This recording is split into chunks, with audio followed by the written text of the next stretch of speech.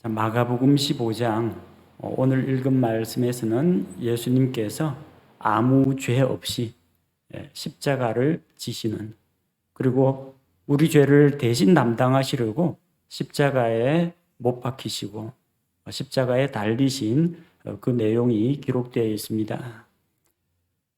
빌라도가 유대인들에게 만족을 주려고 바라바는 풀어주고 예수님은 십자가에 못 박게 넘겨주었습니다.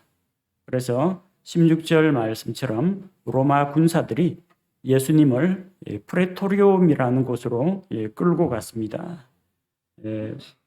개혁성경에서는 브라이도리온이라고 되어 있는데 프레토리움이라는 장소입니다. 집회장인데 로마 군대에서 부대 사령관이 있는 그 본부를 이야기합니다.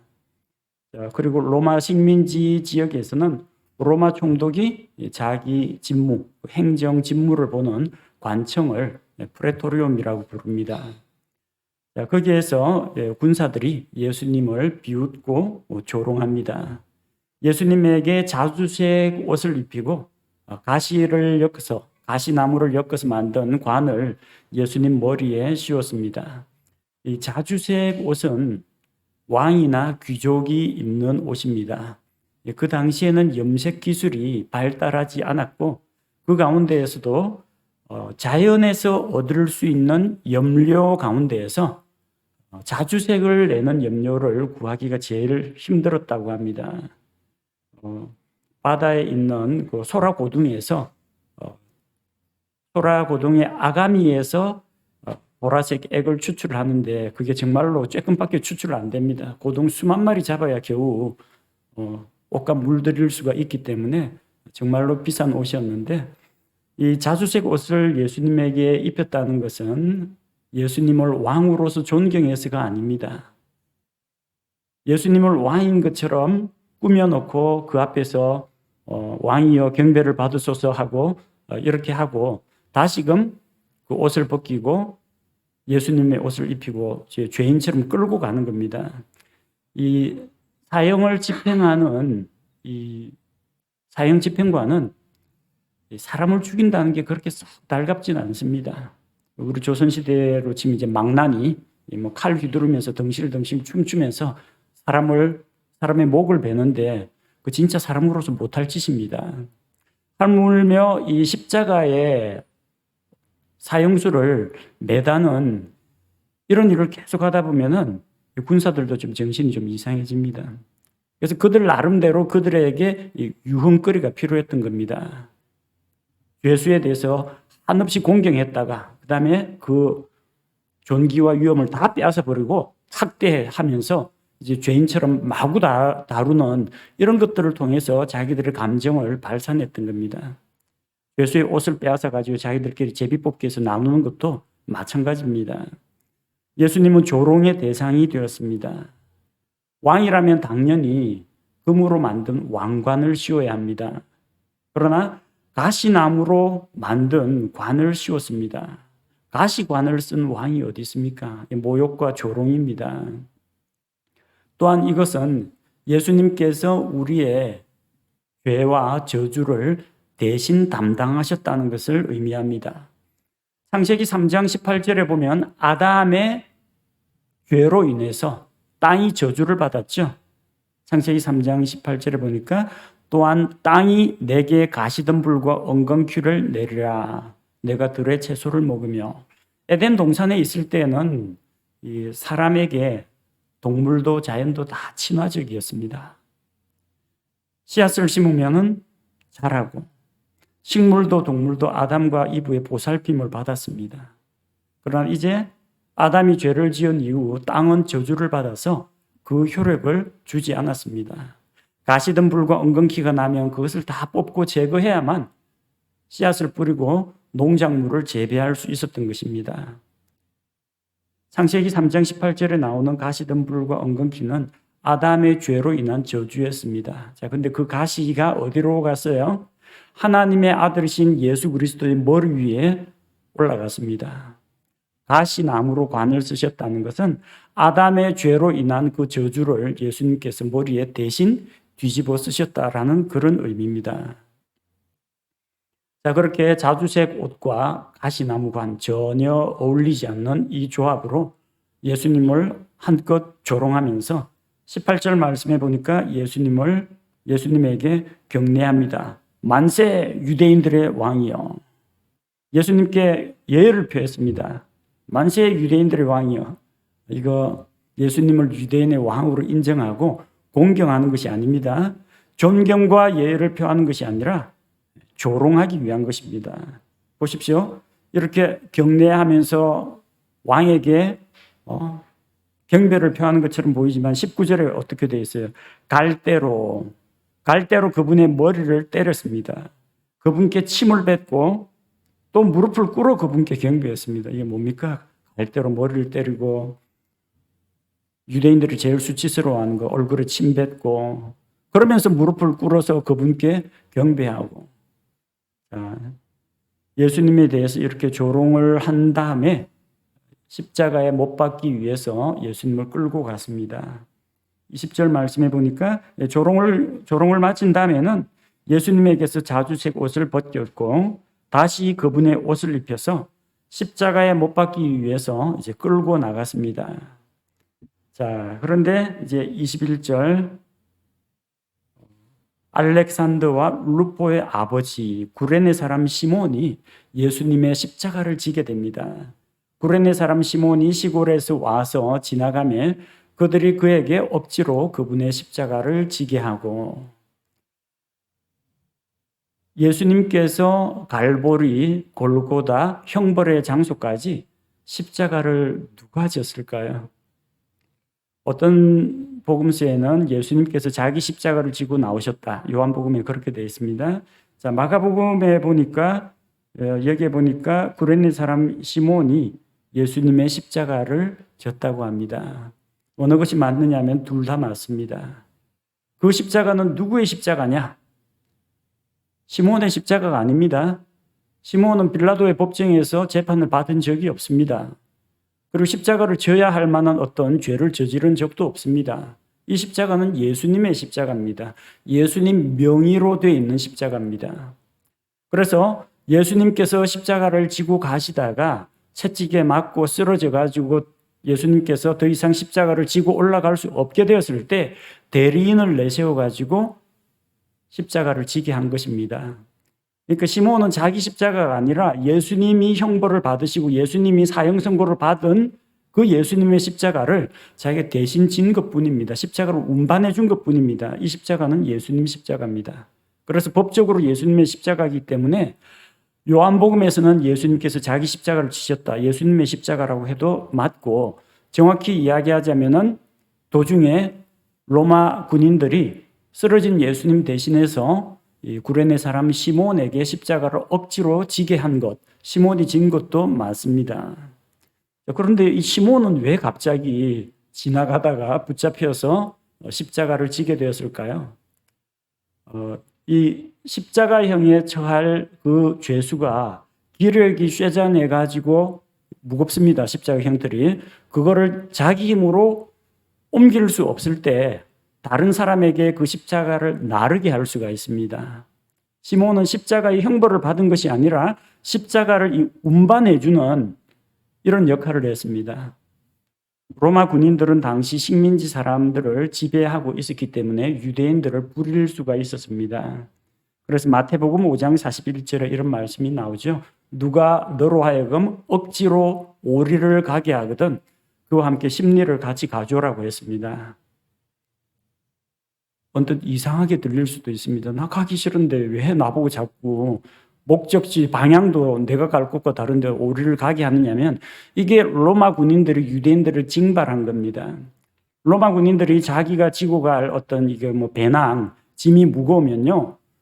유대인들을 지목해가지고 자기 짐을 지고 나하고 같이 가자. 나 부대까지 가는데 오리까지만 이거 좀 같이 들고 가자 하면은 꼼짝없이 징집돼가지고 그 로마 군인들의 짐을 대신 져야 됩니다. 그런 억울한 일을 당하거든. 심리까지도 같이 가져라. 그게 산상설교에서 예수님께서 하신 말씀입니다. 지금 구레네 사람 시몬이 지나가다가 로마 군인의 눈에 띄어가지고 지금 징발당한 겁니다. 강제 징집당한 거예요. 당시 로마 제국이 유대인들을 지배하고 있었기 때문에 이게 가능한 일이었습니다. 자, 그런데 이 구레네 사람 시몬은 어떤 사람이냐면 알렉산더와 루포의 아버지라고 했습니다. 구레네 출신인데, 구레네가 어디냐면 저기 아프리카 리비아 지역에 있습니다. 사도행전 2장 10절에 보면은 오순절 날 천하각지에서 오순절 명절을 지키러 온 유대인들, 흩어져 사는 유대인들, 그들이 모였는데 그 중에서 구레네 지방에서 온 사람들도 있었습니다. 자, 알렉산더와 루포, 나중에 시몬의 가정도 예수님 믿고 구원을 받습니다. 그래서 로마서에 이름이 기록됩니다. 로마서 16장 13절. 로마서 16장 13절에 보니까 주 안에서 선정된 루포와, 그 루포입니다. 그의 어머니 곧 나의 어머니께 문안하라. 시몬의 그 집안이 예수 그리스도를 믿고 구원을 받았다는 것을 알 수가 있습니다. 유대인들의 명절인 유월절 지키러 올라왔다가 느닷없이 로마 군인들에게 붙잡혀가지고 예수님 십자가를 대신 운반해주는 역할을 맡았었는데 그때 예수님을 만난 것입니다. 죄 없으신 하나님의 아들 예수 그리스도께서 십자가에 달리는 그 광경을 아마 그는 목격했을 겁니다. 예수님 십자가에 달렸을 때 일어나는 기적적인 일들, 이 자연현상도 그는 목격했을 겁니다. 그러니까 아마 나중에 그가 복음을 받아들이기가 더 쉬웠을 겁니다. 사도행전 2장에서 베드로가 또 다른 사도들이 각 나라 말로 하나님의 높고 위대하심을 선포하고 그리스도를 선포할 때 그 예수님이 바로 그 예수님, 구원자 예수님이구나. 만약에 그때에도 오순절날 왔었더라면 아마 시몬 그리고 그 일가족도 복음을 들을 수 있었을 겁니다. 혹은 다른 통로를 통해서 예수 그리스도를 알게 되었을 수도 있습니다. 이렇게 연결이 되는 겁니다. 처음에는 얼마나 괴로웠겠습니까? 재수없게 하필이면 이 로마 군인들 눈에 띄어가지고 하필이면 그 자리에서 사형수의 십자가를 자기가 대신 지면서 기분이 별로 안 좋았을 겁니다. 사형 도구를 자기가 메고 가는 게 유쾌하진 않았을 겁니다. 무겁고 힘들었을 겁니다. 그러나 그를 통해서 예수님의 십자가를 그는 보게 된 것입니다. 우리에게 닥치는 일들 느닷없이 지나가다가 강제로 십자가를 져야 하는 그런 황당한 일을 당할 수도 있습니다. 그러나 나중에 그것이 복으로 돌아올 수가 있습니다. 바울은 로마서에서 루포의 가정을 소개합니다. 그의 어머니는 내 어머니라고 부릅니다. 그렇게 주 안에서 영적인 어머니로 모실 만큼 그의 집안은 바울에게 인정을 받았던 것입니다. 자, 군사들은 예수님을 사형 집행 장소로 데려갑니다. 22절에 보니까 그분을 골고다라 하는 곳으로 데려가는데 이것을 번역하면 해골의 장소라는 뜻이라. 골고다, 해골의 장소라. 언덕 모습이 아마 사람 얼굴 두상, 해골처럼 그렇게 생겼기 때문에 그런 이름이 붙었을 수가 있습니다. 혹은 그 골고다 언덕에 사형장에서 죽은 사람들의 그 해골이 널려 있는 곳, 중한 흉악범 죄인이기 때문에 아무도 이 시체를 이렇게 묻어주거나 수습해주지 않아가지고 사람들의 해골이 널려 있는 곳이기 때문에 해골의 장소라는 이름으로 불렸을 것이다. 그런 추측도 있습니다.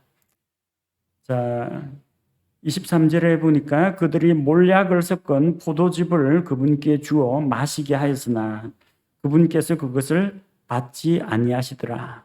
사형을 집행할 때 사람을 십자가에 못으로 박는 거 참 못할 짓이긴 한데 망치질을 하는 사람도 괴롭습니다.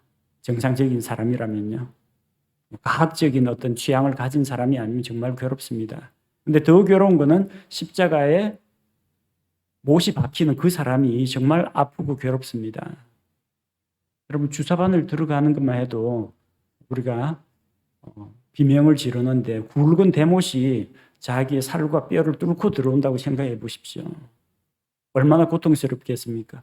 그 고통을 조금이라도 덜어주기 위해서 마취제로 포도즙에다가 몰약을 섞어가지고 예수에게 십자가 달리기 전에 마시게 합니다. 당시에 그런 관례가 있었는데 고통을 잊어버리게 할 수 있는 일종의 마취 성분이 담긴 그 음료를 주었는데 예수님이 받지 않으셨습니다. 왜 받지 않으셨느냐? 마지막 주의 만찬을 나누면서 제자들과 약속했죠. 내가 아버지의 왕국에서 너희들과 함께 새롭게 마시는 그날까지는 포도나무에서 난 것을 마시지 않겠다. 그렇게 약속하셨습니다. 그래서 하나님의 왕국이 오기까지는 포도나무에서 난 거, 포도즙은 마시지 않으신 것입니다. 그리고 24절에 보니까 그들이 그분을 십자가에 못 박고 그분의 옷들을 나눌 때 저마다 어느 것을 가질지 정하려고 그 옷들을 놓고 제비를 뽑더라.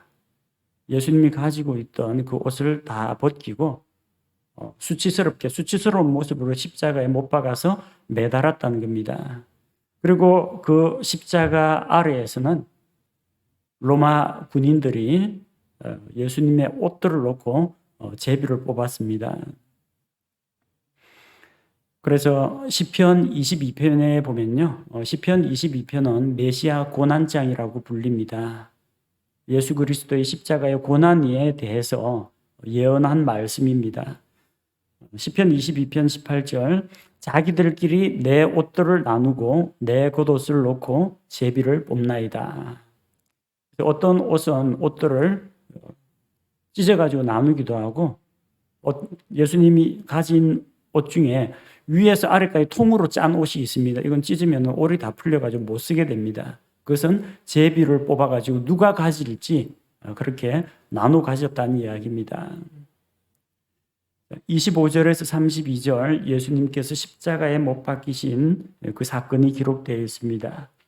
25절 때가 3시가 되매 그들이 그분을 십자가에 못 박으니라. 제3시 6시간을 더하면 오늘날 시간으로 환산할 수가 있습니다. 현재 시간으로 이야기하자면 이제 오전 9시를 이야기합니다. 자, 그런데 예수님을 십자가에 매달 때 예수님을 죄인, 범죄자 취급을 했습니다. 범죄자면은 죄명이 있어야 되겠죠. 어떤 죄명을 가지고 있었느냐? 26절에 그 위에 있던 그분의 죄명을 적은 글은 유대인들의 왕이라 기록되었더라. 예수님은 유대인들의 왕이다. 이게 죄명입니다. 로마의 지배를 받는 유대인들은 자기들 위에 왕을 세울 수가 없습니다. 또 그 누구도 카이사르 황제를 대신하여 내가 유대인들의 왕이다 이렇게 주장할 수가 없습니다. 만약 그렇게 되면은 반역죄에 해당합니다. 예수님은 로마 제국에 대해서 로마 제국을 침략하지도 않았고 로마 제국의 지배에 대해서 반대하거나 항거하지도 않았습니다. 예수님 말씀하셨잖아요. 내 왕국은 이 세상에 속한 것이 아니다. 예수님의 왕국은 이 지상에 속한 것이 아닙니다. 예수님의 왕국은 하늘에 속한 것이요 하나님께 속한 왕국입니다. 그 왕국은 나중에 사람들이 볼 수 있는 그런 형태로 이 세상에 세워질 것입니다. 그걸 메시아 왕국이라고 하고 천년 왕국이라고 부릅니다. 예수님은 죄가 없었지만 예수님이 유대인들의 왕이라고 하는 것은 예수님께서 이 땅의 유대인들을 통치하는 어떤 왕국을 세우고 스스로 왕위에 오르신 것이 아니라는 겁니다. 그럼에도 불구하고 이 억울한 누명을 쓰고 이렇게 십자가에 달리셨던 겁니다. 그리고 27절에 보니까 그분과 함께 두 강도를 십자가에 못 박았습니다. 아마 이 두 강도도 아주 흉악한 일, 단순히 뭐 물건 뺏거나 훔치거나 그 정도는 아닐 겁니다. 강도질을 하면서 아마 사람을 죽이거나 중한 범죄를 저질렀던 모양입니다. 그리고 마침 사형을 집행할 날이 다가왔기 때문에 예수님과 함께 십자가에 못 박았습니다. 한 강도는 예수님 오른쪽, 한 강도는 예수님 왼쪽. 가운데 있는 예수님은 뭐가 됩니까? 마치 죄인인 것처럼, 죄인의 우두머리인 것처럼 그렇게 간주된다는 겁니다. 그래서 이것은 성경 기록에 일치한다. 구약 성경의 예언한 말씀과 일치한다는 겁니다. 28절에 그가 범법자들과 함께 계수되었도다 하시는 그런 성경 말씀이 이루어졌다고 합니다. 어디에 그런 말씀이 있습니까? 예수님의 고난을 다루고 있는 이사야 53장에 기록되어 있습니다. 이사야 53장 12절 말씀을 보면 그러므로 내가 그로 하여금 위대한 자들과 몫을 나누게 하리니 그가 강한 자들과 노력한 것을 나누리라. 이는 그가 자기 혼을 쏟아부어 죽기까지 하며 범법자들과 함께 계수되었기 때문이라. 그는 많은 사람들의 죄를 담당하였으며 범법자들을 위해 중보하였느니라. 범법자들과 함께 계수되었습니다. 갈보리 언덕에 십자가 3개가 섰습니다. 2개는 강도들, 가운데는 예수님. 그래서 예수님이 죄인들하고 같이 묶음으로 함께 간주되었다는 겁니다. 자, 이렇게 예수님께서 하나님이신 그분께서 이런 모욕과 멸시를 당하고 마침내 이 불의한 사람들로부터 정죄를 받으신 것입니다. 그리고 예수님께서는 사람들로부터 조롱을 당했습니다. 29절에서 30절 보니까 지나가던 자들이 예수님을 향하여 자기 머리를 흔들고 욕했다고 합니다. 뭐라고 욕했어요? 아하, 성전을 헐고 사흘 만에 짓는 자여, 내 자신이나 구원하고 십자가에서 내려오라 하면서 이렇게 조롱하는 말을 하면서 예수님을 향해서 머리를 흔들었다는 겁니다. 머리를 흔든다는 것은 그 유대인들의 관습에서 다른 사람에 대해서 모욕하고 또 조롱을 하는 그런 표시입니다. 아까 메시아 고난장이라고 하는 시편 22편에 나옵니다. 시편 22편 7절 나를 보는 모든 자들이 나를 비웃으며 입술을 내밀고 머리를 흔들며 말하기를. 머리를 흔든다는 거 나와 있죠. 마가복음에 나오는 그 예수님의 모습이 시편 22편에 이렇게 묘사가 되어 있습니다. 또 시편 109편 25절에도 기록되어 있습니다. 나는 또 그들에게 비방거리가 되었사오니 그들이 나를 보고 자기 머리를 흔들었나이다. 지나가던 행인들도 예수님을 비웃고 조롱합니다.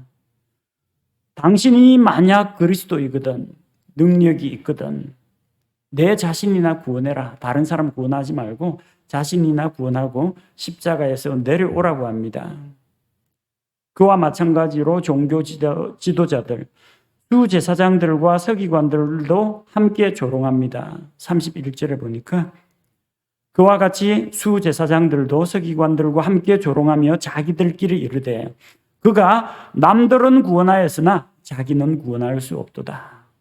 예수님 물에 빠진 사람도 건져주셨고 다 죽어가는 병자도 살려주셨고 죽은 사람도 다시 살리셨고 바람과 바다 자연도 굴복시키고 마귀들도 제압하셨습니다.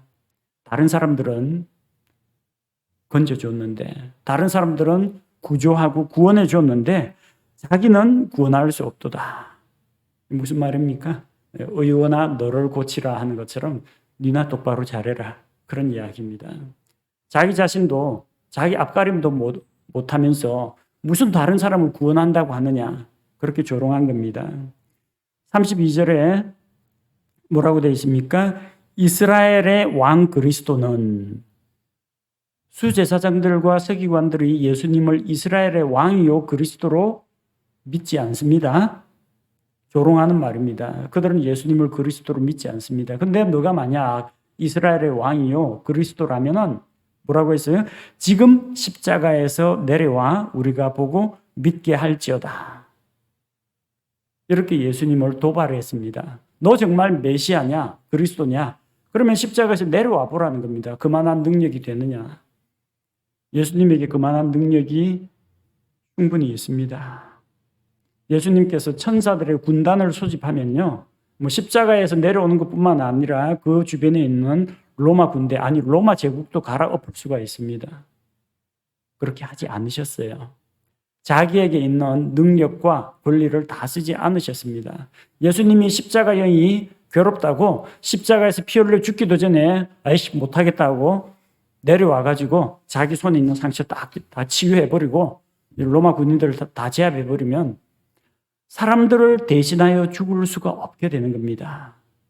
대신 속죄의 죽음으로 죽으셔야 하는데 거기에 그냥 도발돼가지고 십자가에서 내려오면 어떻게 되겠습니까? 인류 구속 사업은 물 건너 가는 겁니다.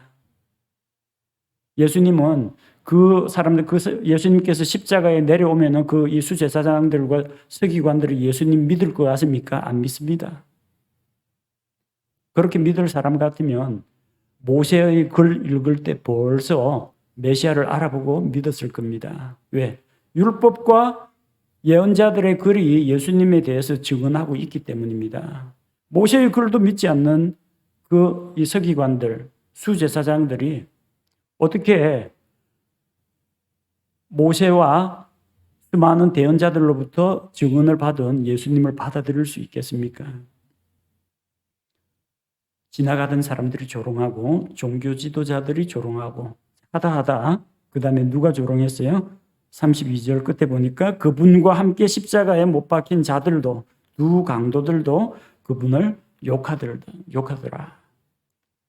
이건 예수님 십자가에 달린 지 지금 초반입니다. 지금 아까 때가 3시가 되매 십자가에 막 달렸을 때 조롱한 자들이 나왔고 두 강도가 예수님을 조롱했습니다.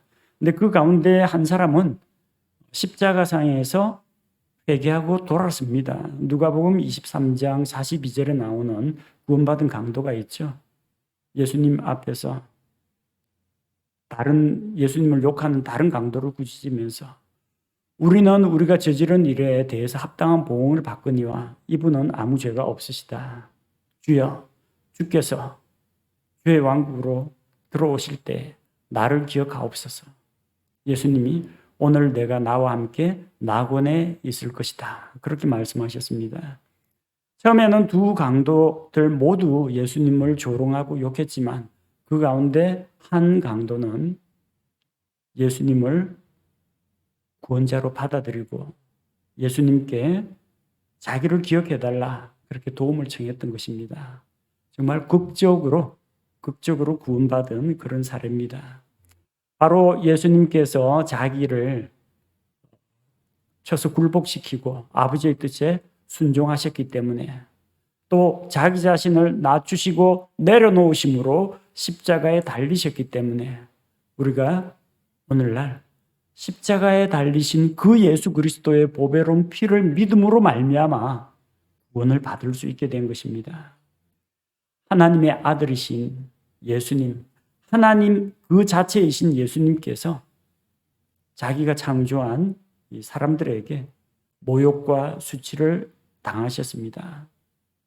예수님의 능력으로는 이 십자가에서 당장이라도 내려올 수 있지만 예수님께서는 죄인들을 대신 속죄하기 위해서 기꺼이 십자가를 받아들이셨던 것입니다. 우리 주 예수 그리스도의 대속의 은혜에 감사를 드립니다. 구레네 사람 시몬이 오늘 성경 본문에 등장합니다. 뜻하지 않게 로마 군인한테 붙잡혀가지고 하고 싶지 않은데 억지로 십자가를 져야만 했습니다.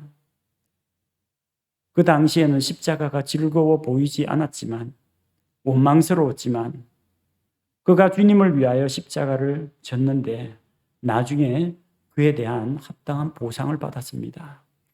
천하보다 귀한 자기 혼의 구원을 받게 되었고 복음이 그의 집안에 들어가게 된 것입니다. 우리도 때로는 원치 않는 일로 십자가를 져야 할 때가 있습니다. 그러나 그것이 나중에는 십자가가 변하여 우리에게 영광의 관이 되는 그날이 오게 될 것입니다. 성경에 예수님에 대해 율법과 예언자들의 글이 예수님에 대해 증언합니다. 그 예언들이 하나도 빠짐없이 다 이루어졌습니다. 예수님이 죄인들의 손에, 이방인들의 손에 넘겨져서 고난과 멸시를 당하고 침뱉음을 당하고 수욕을 당하고 나무에 매달릴 것과 또 십자가에 달려 죽으시고 다시 부활할 것이 성경에 기록되어 있고 그 성경 기록이 다 이루어졌습니다. 성경에 기록된 모든 말씀은 하나님께서 정하신 때에 정확하게 이루어집니다. 우리에게 약속하신 그 하나님의 말씀은 어떤 때는 좀 더디다 생각될 때도 있지만 하나님께서 잊지 않고 약속을 이루어 주십니다. 우리가 성경 말씀을 통해서 하나님의 말씀은 신실하다, 진리의 말씀이다. 이것을 확신해야겠습니다. 함께 기도하겠습니다. 우리와 같은 죄인들을 위해서 모욕과 멸시를 당하시고 십자가의 고통과 형벌을 당하시고 온몸에 물과 피를 다 쏟으시고 우리 대신 죄의 삭을 치러주신 우리의 구원자 주님께 감사와 존귀를 드립니다. 주님의 낮아지심과 내려놓으심 덕분에 우리가 구원을 받았고 생명을 얻게 된 것을 감사를 드립니다.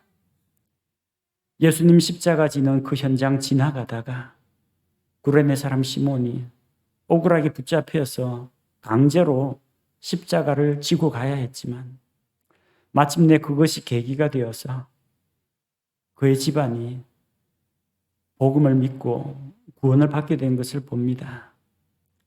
억지로 져야 하는 십자가도 있다는 것을 우리가 기억하게 하시고 십자가가 당시에는 즐거워 보이지 않지만 그것이 우리를 영광의 자리로 보상의 자리로 이끈다는 것을 기억하게 하옵소서.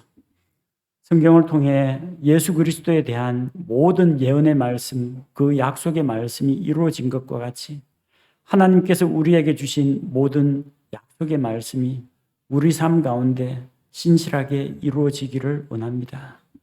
하나님의 약속에 대해서 우리가 믿음으로 받아들이고 오래 참음으로 그 약속이 실현되는 것을 경험하게 하여 주옵소서. 우리 주 예수 그리스도의 이름으로 기도합니다. 아멘.